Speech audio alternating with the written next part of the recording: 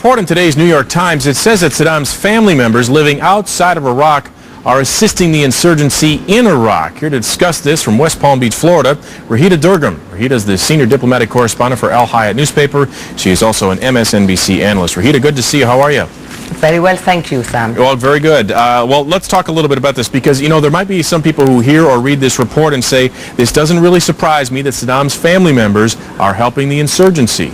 Indeed, and how could that be surprising, because they were the greatest beneficiaries of the tyranny of Saddam Hussein.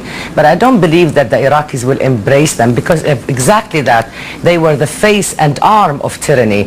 If anything, it would be the insurgents from outside of Iraq who might find them useful or think that they could do well together, and that's probably the most dangerous part about Presumably, Saddam's family has fled Iraq and are now living throughout the region. We're getting reports of Jordan, maybe Syria, maybe funneling some of their money in from there. What's being done to stop this? Do you have any idea? I suppose the Iraqis must be by now making démarches to the neighboring countries or wherever other countries they may be. And I think you would hear the Iraqi Foreign Minister Hoshyar Zebari making some statements the last couple of days saying the neighboring countries must really take more action to stop the insurgencies from benefiting. So I think there will be an appeal by the Iraqi government. I don't know if the United States has got any other ways of pressuring them. How do you suspect this might affect Saddam's trial, if any at all? Saddam's trial, if and when it takes place, that would supposedly happen after the political process, which would mean by the end of 2005. And that is, by the political process, I mean the elections, general elections, and a permanent government.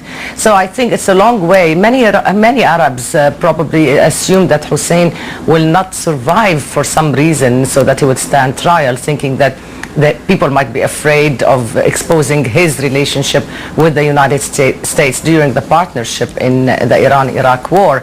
But at any rate, I don't think there is a connection between the family and the trial at this point anyway. Given the size of Saddam's family and given the level of support that he very likely still has in regions of the Middle East, how long do you suspect it will take before they get after these guys, they find these guys, they find the source of this money that's coming in and funneled into the insurgency?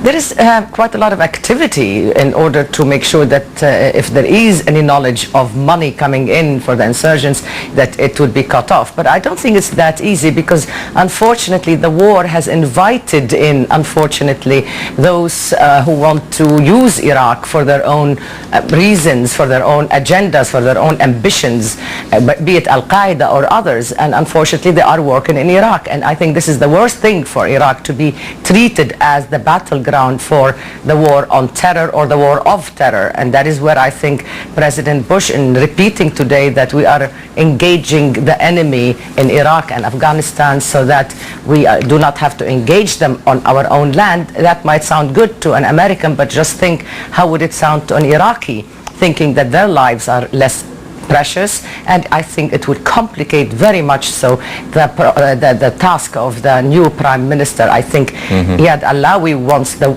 wage the war for Iraq. I don't think he wants Iraq to become the battleground for the war on terrorism. And that is where we will leave it for the time being, Raghida. Thank you so much. Raghida Dergham is with the Al Hayat newspaper and an MSNBC